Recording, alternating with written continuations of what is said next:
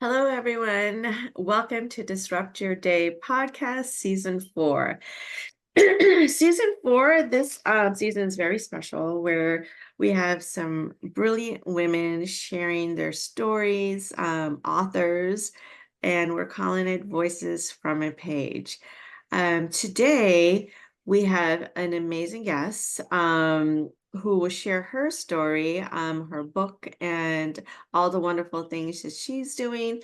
And most importantly, hope that she could help others if they're experiencing the same journey that she has. So, correct me if I'm wrong, is it Mia or Maya? I'm sorry. It's Mia. Mia, sorry about that. So, Mia, That's thank you. okay. Welcome for being on the podcast. For privacy purposes, she will not be on video, so we will respect that. She has an incredible story to share, and hopefully, she'll be able to help others dealing with other people who are narcissistic. So, a little bit about her: she's a survivor of a narcissistic abusive relationship. She was married to a narcissist for over 30 years.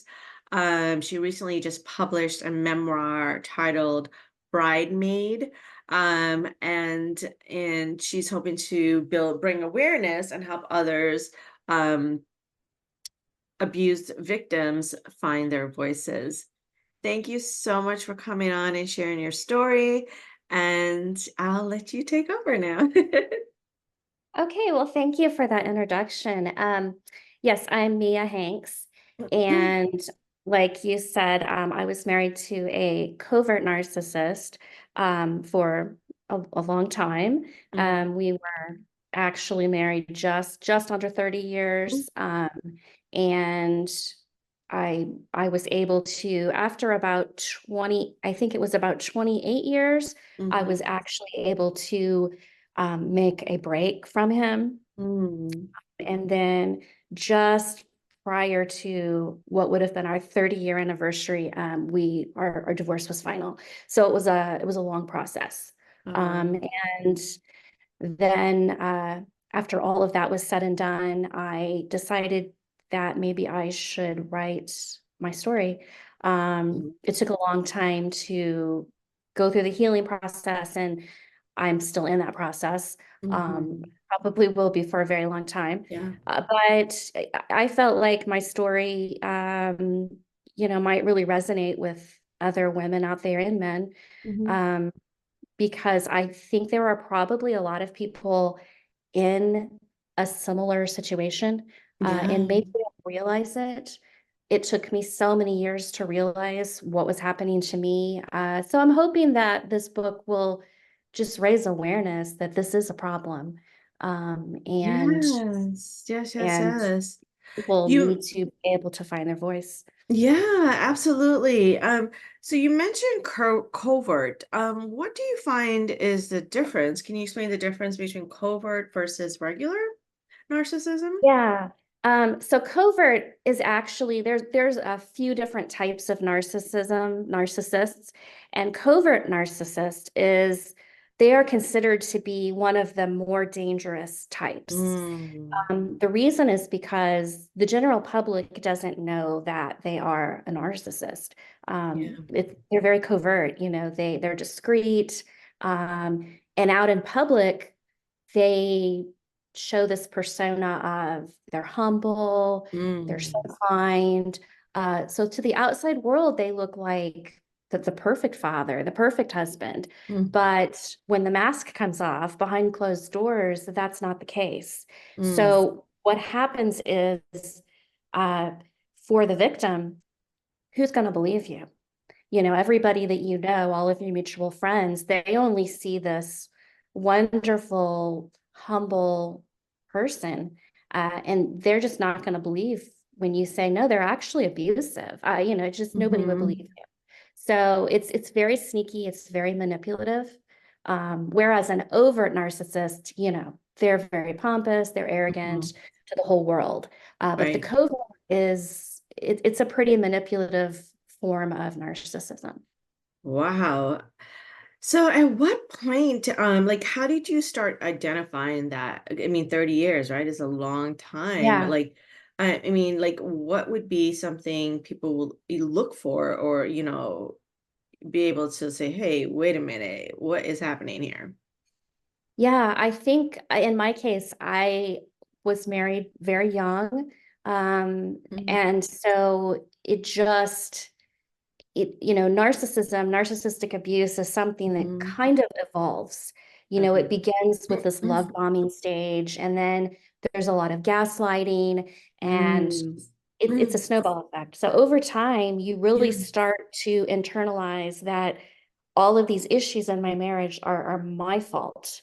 Mm, And so I believed that. You're told that, you're conditioned to believe that way. Um, and honestly, I knew a few years in that it wasn't right, hmm. but you just kind of feel stuck and Yeah, just try to make it work. I couldn't Um, even for imagine. me, though, narcissists don't get better, unfortunately. Yeah. If somebody truly has what's identified as narcissistic personality disorder, Mhm. they tend to get worse with age. Oh, So wow. because of that, things in my marriage were just getting worse and worse and worse. The Hmm. psychological abuse was getting worse to the Hmm. point that I started doing my own research. Okay. I just sat down and said that this can't be right. This just cannot, Right. people just don't live like this. And it wasn't until I started researching and reading that I was able to put my finger on it and say, he checks every box on this, Right. I mean, literally every box. Oh my And, God. it was a textbook case. Oh, Uh, jeez. so once I was able to put a name with Hmm. what was happening, the pieces all kind of fell into place. But yeah, I mean, Mm. that took almost 30 years. Oh, So wow. I would hate to think of other people sitting in a relationship like this for 30 years. Oh my It's too long. God. It's too long. So, And how has it all, affected you? um, so narcissistic abuse really it affects you not just mentally but physically as well. Okay. You start to second guess yourself, doubt Mm. yourself because you're told basically this person wants to have complete control over you. Hmm. Uh, Hmm. so you're conditioned early on to think that you can't do anything by yourself. Hmm. Um, so you have all these psychological implications, Right. uh, feeling like you're, less than, you're not Hmm. capable. But then I guess probably even worse than that are the physical um, distress. Yeah. It really does a number on you. Um, Headaches. A lot of people that have been Mm. victims of this type of abuse will talk about headaches, stomach issues, chronic pain. I had a lot of chronic pain. Oh, I wow. didn't So know it's that like it that a lot internalized. it internalized, absolutely. Yeah, Wow. and then in my case, there was a lot of sleep deprivation, and I think Mm. that's pretty standard. And that leads to issues as well. So all in all, it's just not good for your health. Mm. Uh, I was really feeling, I just wasn't feeling well. I literally felt sick every day for probably the past 2 years of my marriage. Oh, wow. So it wasn't until I got out and thought, I actually feel pretty good. And then Oh, good for you. realized You're like, there's that, nothing wrong with me. yeah, yeah. And here I thought, maybe I had all these issues I didn't know. I felt, and something just wasn't right. I felt so bad all the time. No, oh, wow, that's really interesting. Well, as you know, like stress and things that make us unhappy, you feel it in your body. Your body lets you know that's going on, but sometimes we don't identify with it because we, Yeah. especially when we don't really know what's happening. All right, I'm sure for you, you thought I'm married, I have a husband, where you have this life together, Yeah. and you want it to be good and happy, right? But Right. then there's so much other dynamics happening. I would say blurred lines, right? Oh, Um, exactly. so wow, I know that just from hearing what you're saying, that I feel like that it's so overlooked in many cases, and we as women, we don't really see it, and and it's like you said, sometimes it's just really hard to identify what that is. So within Right. this process, and I know you were cross-referencing and doing some research on your own, did you have any support, or did you reach out, try to get like therapy, like what helped you navigate, So like I your path? had my parents stepped in and Mhm. when I made the decision to leave, and you know that was huge because Yeah. um it- there's financial abuse too that goes along Mm, with all of this. So narcissists are very vindictive, mm, and leaving is no easy feat. So mhm, the first thing that my ex-husband basically tried to do was drain the bank account, so I mm. couldn't have money to eat Right, or yeah. anything. Um, and he controlled all the finances, so he was able to Mm, do that. So I wow. was fortunate that I had my parents to step in and, you know, help Help. support me financially through this. And as far as, friends, Mhm. as typical with narcissism and narcissistic abuse, Yeah. I didn't have a lot of friends.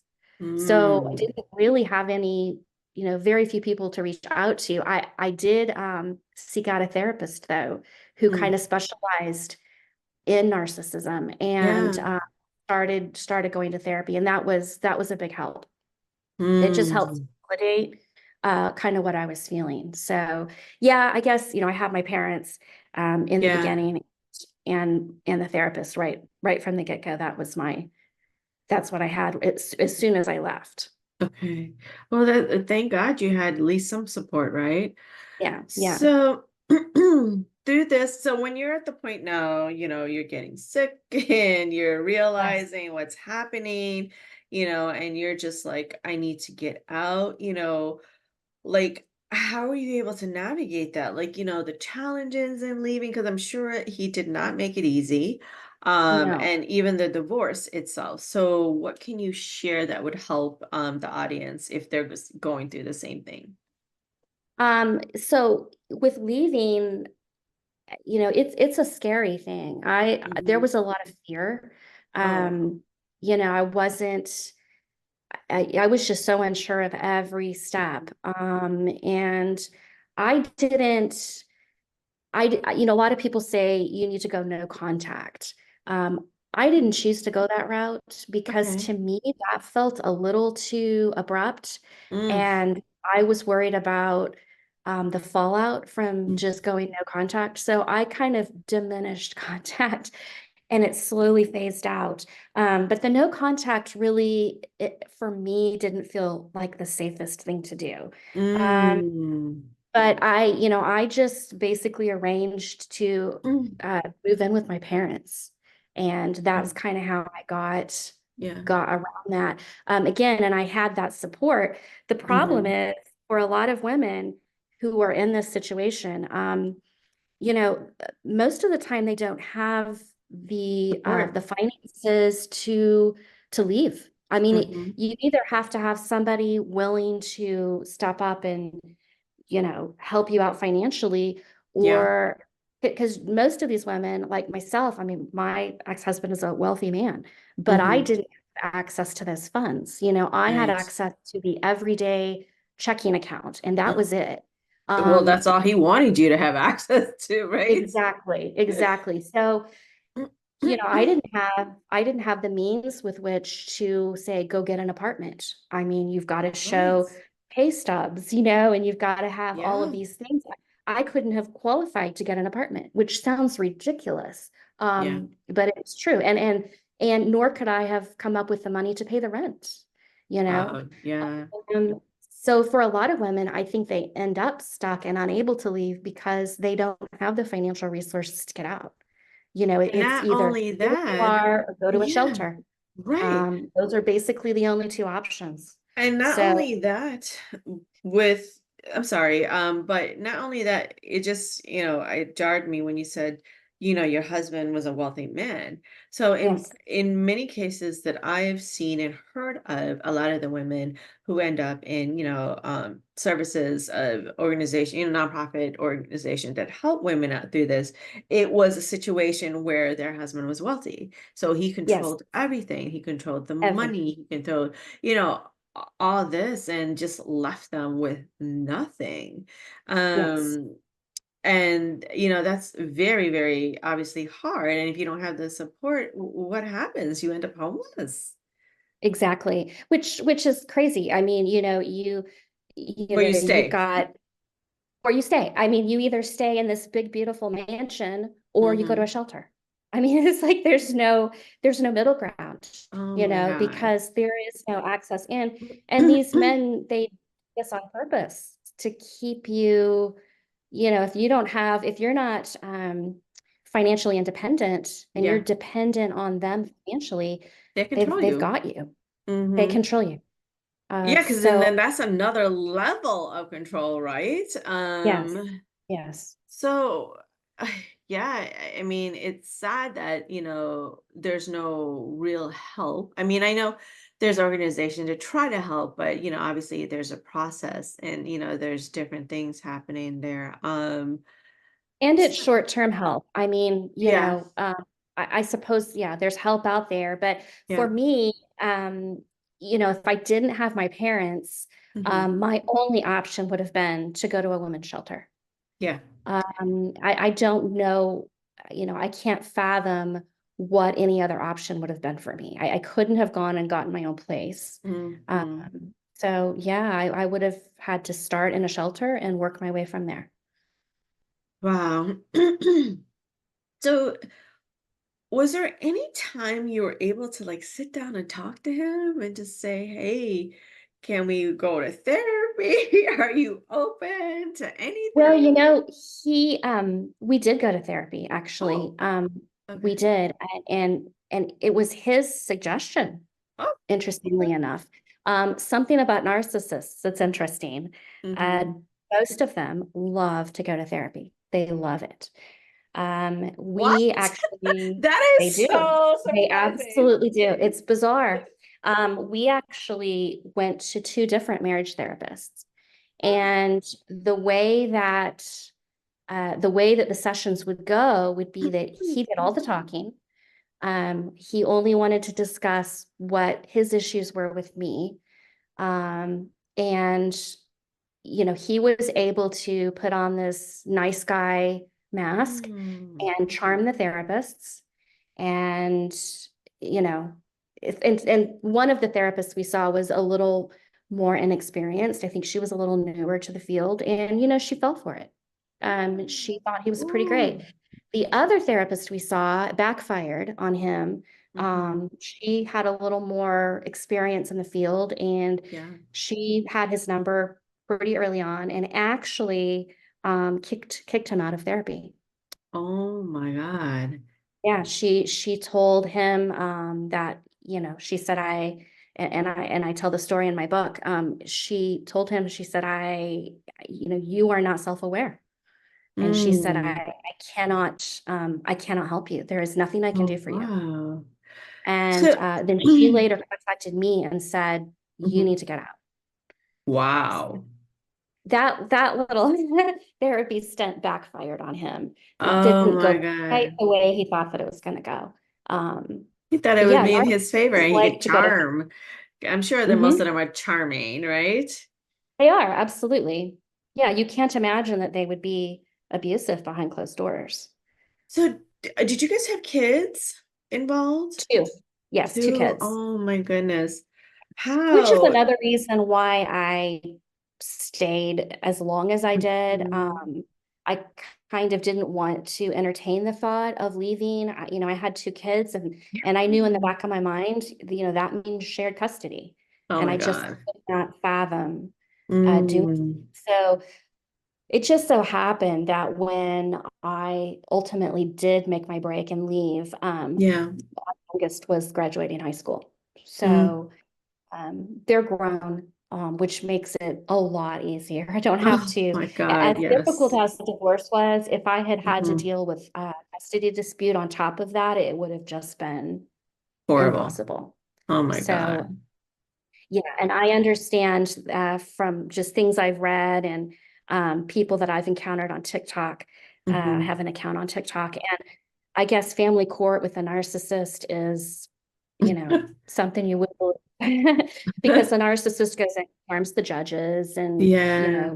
ends up getting their way. So I guess Gosh. it's a road I'm glad I didn't have to travel down.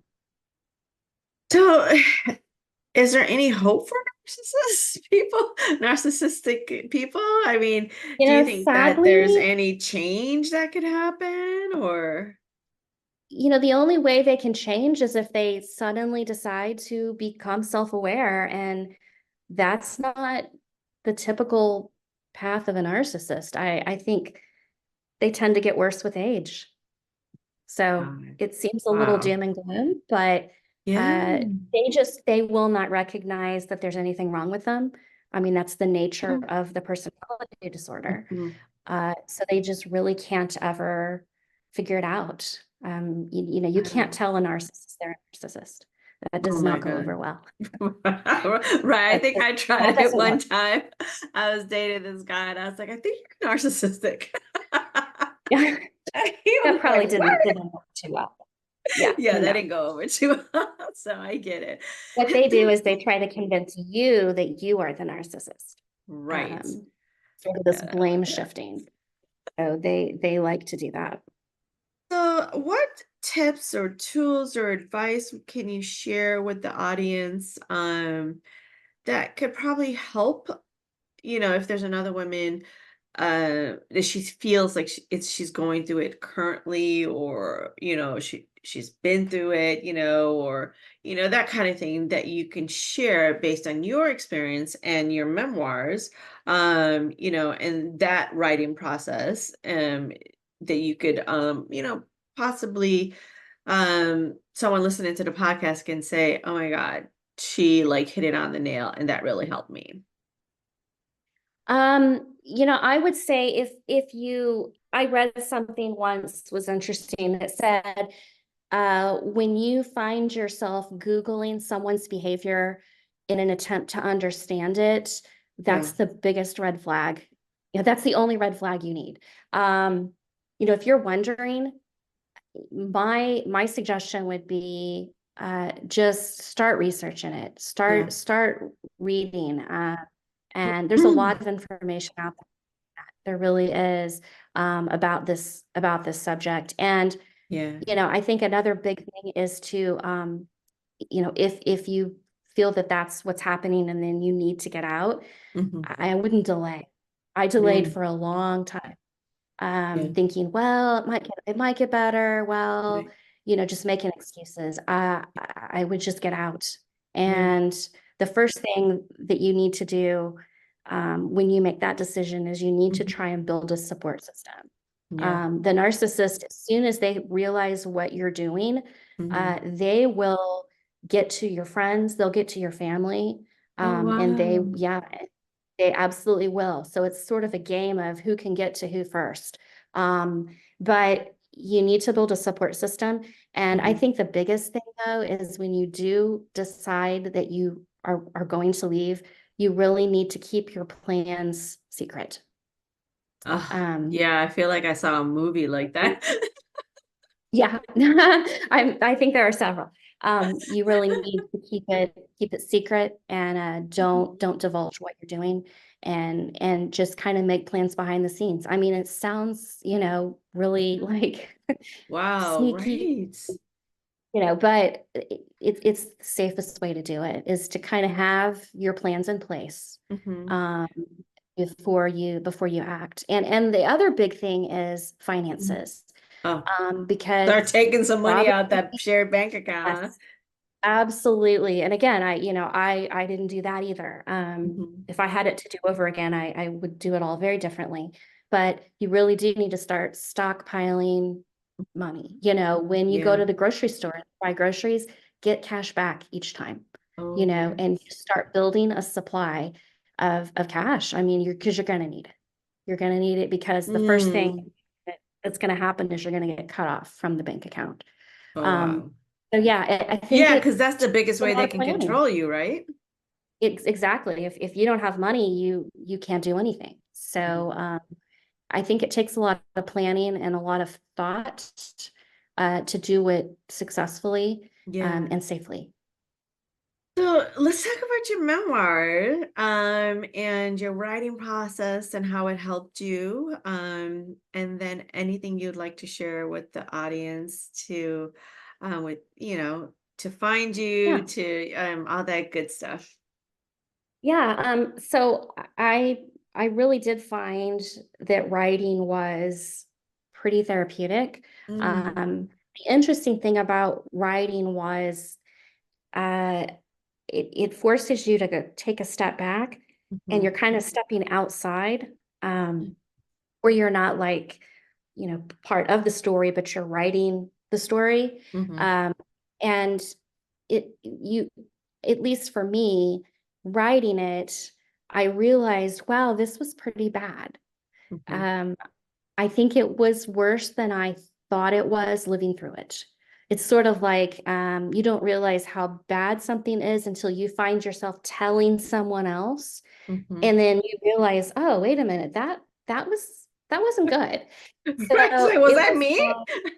yeah, yeah, because you're forcing yourself to take a step back. Mhm, So for that reason, it was very therapeutic. It was very validating mhm. to realize, yeah, I don't know why did I stay? That was my question to myself the whole time that I was writing this memoir was, I can't, Right. why did I stay so long? Well, at least That you're not was there anymore, right? exactly, exactly. But yeah, basically my book is, I'm not an author, not a writer, but I really felt like when I was doing my independent research and trying to understand narcissism, there are a lot of great books out there. Mhm. Unfortunately, everything that I could get my hands on, it was all they were all academic Mm, books. yeah. Um, Great books, but it's just No real one after stories. another. It gets a little redundant. Mhm, What I wanted to be able to read and find were actual stories. Like, tell me what this looks like day to day living. The science behind it and all the psychology behind it, fine. But I want to know what it looks like, you know, each day you wake up and you're living with a narcissist. What is that like? And I couldn't mhm. really find anything like that. Yeah. Um, so that's why I decided to write this memoir. And it's an easy read. It's a fairly short book. And I just basically tell stories. It's like little short stories, and I Mhm. just chronologically all the way from meeting my husband all the way through until our divorce. Oh, Just wow. kind of It's to powerful. illustrate, yeah, just to illustrate what day-to-day Mhm. life was like. And I tell stories that, aren't like a huge deal, just little things that he would Yeah. do. And then some some big things too. Yeah. So it kind of runs the gamut of just mundane everyday life to, Mhm. big dramatic episodes and ultimately the divorce. So I Mm. hope that it would help, somebody realize that, Yeah. this kind of sounds like what I'm going through. Yeah. And it just help to put a name with that condition, with what they're experiencing. Yeah. Oh my God. Well, thank you so much. And you are an author, by the I way. have I have one little this is in my book. And I just found this to be so interesting. When I was doing a lot of reading during the writing process, I Mhm. found this quote. It's actually a short little paragraph. Yeah. Um, and it's by the author Stephen King. Oh, okay. Very interesting. And apparently it's something that he said during an interview that he gave. Okay. And so it's so interesting to me. And so I thought I'd read it on here. Yes, It's please. a short Please. little paragraph, but basically, the question I kept asking myself when I Yeah. was writing was, why did I stay so long? And a Mhm. lot of people have asked me that question, how Mhm. could you live like that for so long?